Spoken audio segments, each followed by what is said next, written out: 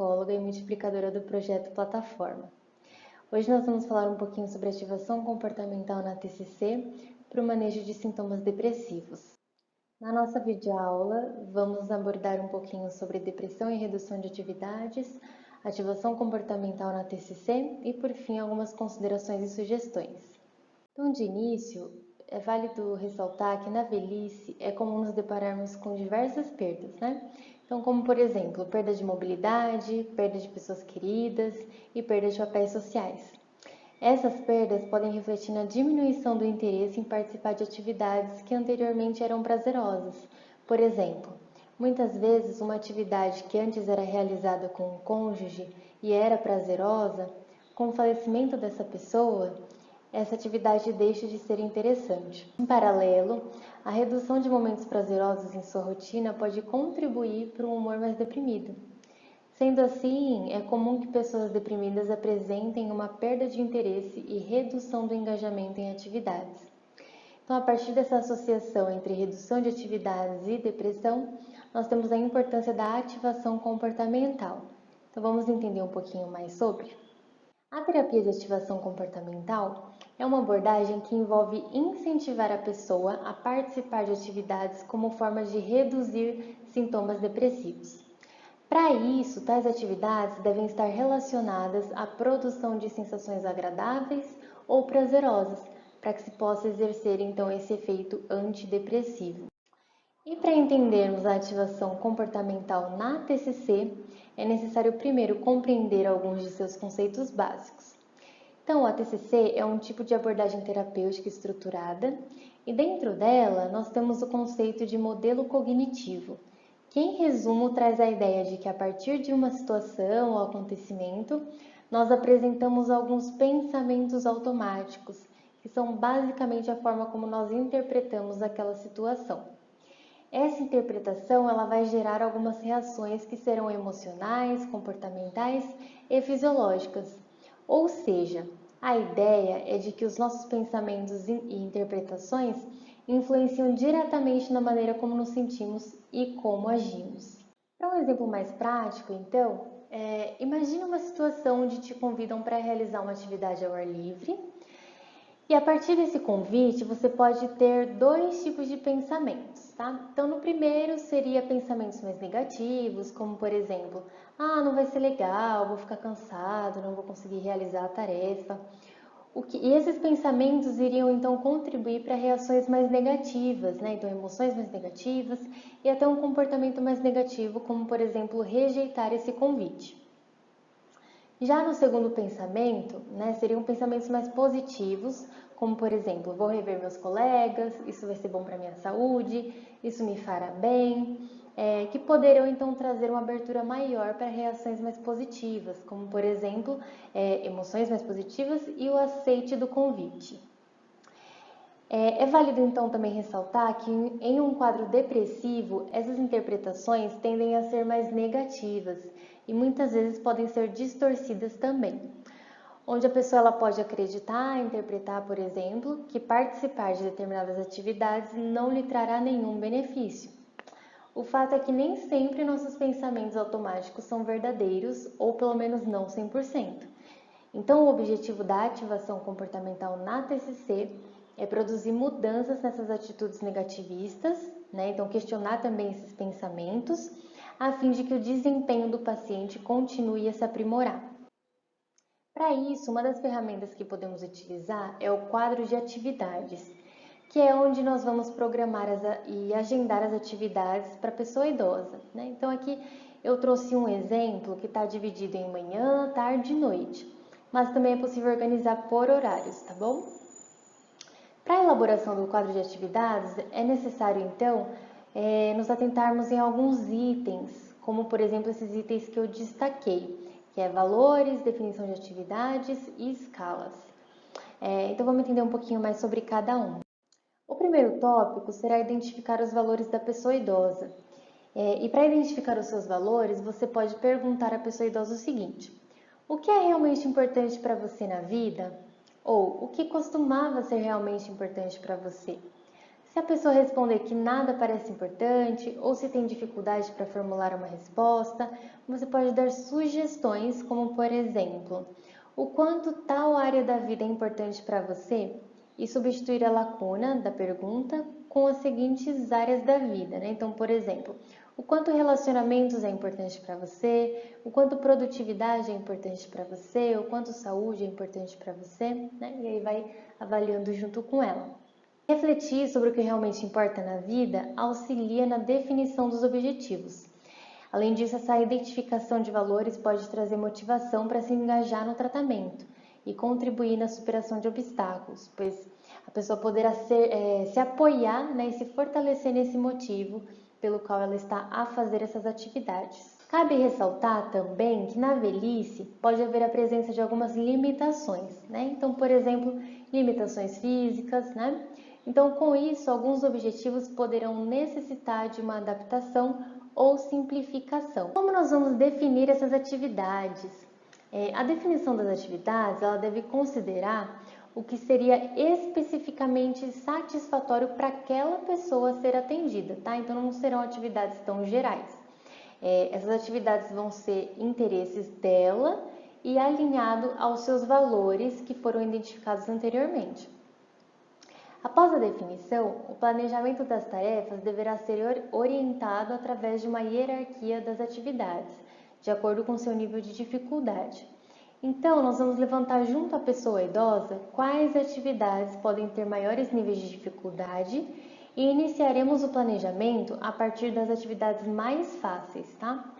Vale lembrar que quando a pessoa idosa estiver mais severamente deprimida, não é razoável esperar que ela saia de um estado quase completamente inativo para um estado altamente ativo.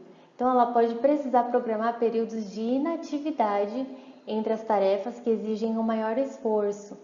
Então, dessa forma, é importante ter em mente que períodos de descanso também são necessários nesse processo. No quadro de atividades, avaliaremos também as escalas de prazer e domínio para cada atividade realizada. Então, a escala de prazer, ela vai representar o grau de satisfação de ter se engajado nas atividades agendadas.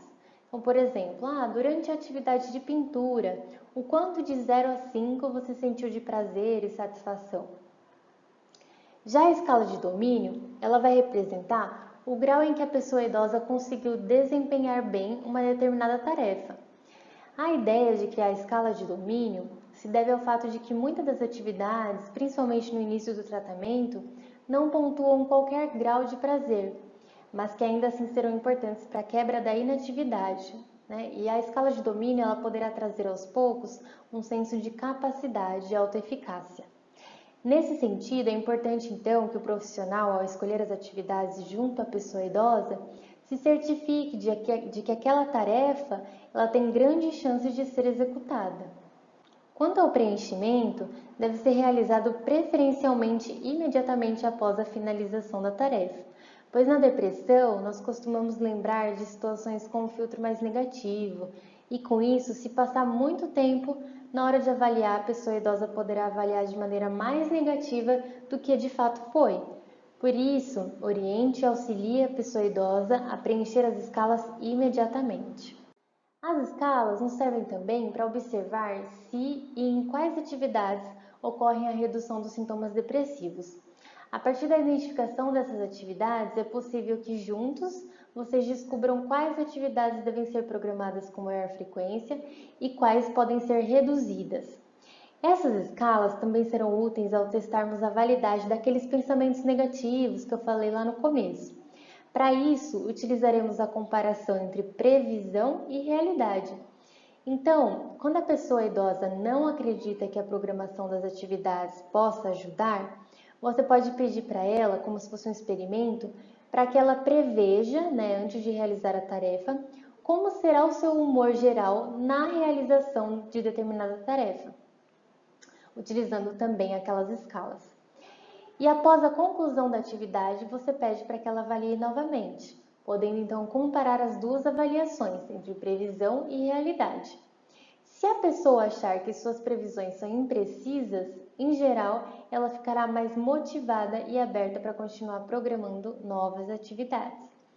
Agora, Se as previsões se revelarem verdadeiras, né, ou seja, ela prevê negativamente seu humor em uma tarefa e de fato tem um resultado negativo, aqui nós precisaremos nos atentar àqueles pensamentos automáticos que estavam sendo gerados então durante as atividades, já que mesmo quando as pessoas se engajam em várias atividades, elas podem obter baixos níveis de satisfação e prazer devido aos seus pensamentos automáticos autocríticos, como por exemplo, eu já fui melhor nisso, não faz sentido estar fazendo isso não vai me ajudar em nada, né? Isso vai influenciar no seu humor também durante a tarefa.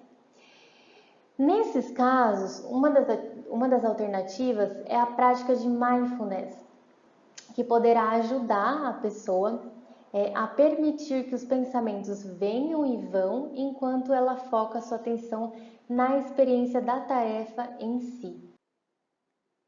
Então, chegando mais ao final da nossa videoaula, dentro do processo de ativação comportamental na TCC, faz-se necessário também o uso de psicoeducação, né? Então, na psicoeducação, além de ensinarmos o que acabamos de aprender sobre o modelo cognitivo, né, que é então aquilo dos pensamentos automáticos influenciarem como eu me sinto e como eu vou agir, nós explicaremos isso para a pessoa idosa e também é interessante explicar sobre o círculo vicioso da inatividade.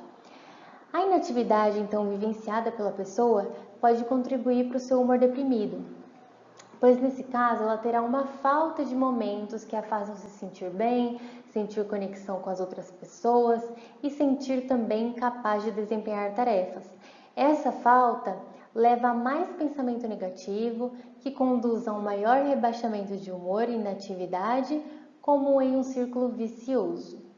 Então, quanto mais inativo eu estou, mais pensamentos negativos eu tenho, assim mais deprimido me sinto e maior inatividade eu apresento. Por outro lado, tornar-se mais ativo, engajar-se em mais atividades e reconhecer que merece crédito pelos seus esforços, em geral, melhora o humor e facilita para que a pessoa continue sendo mais ativa. Então, o profissional ele vai explicar aqui e enfatizar que o seu desempenho nas atividades e o aumento da sua funcionalidade frequentemente vem antes do alívio sintomático, tá? Então é necessário primeiro quebrar o círculo vicioso com a ativação comportamental. Na psicoeducação, você pode também utilizar, né, e se aproveitar de imagens para facilitar a comunicação e compreensão. Por fim, gostaria de enfatizar a importância de se estimular a autoeficácia na pessoa idosa nesse processo. Então, a autoeficácia refere-se à crença que o indivíduo tem sobre sua capacidade de executar comportamentos específicos, sendo esse um fator relevante no processo de envelhecimento saudável. Então, a partir de tudo que nós vimos, ajudar a pessoa idosa a se tornar mais ativa e, em conjunto, trabalhar no sentido de lhe dar os créditos por seus esforços e reconhecer esses esforços, contribui para a melhora do seu humor e no fortalecimento desses sentimentos de autoeficácia. Ao final, então, nós vamos disponibilizar uma lista para vocês com sugestões de atividades que vocês poderão observar, né, e elencar junto à pessoa idosa para realizar o planejamento das atividades. Então, muito obrigada e até a próxima!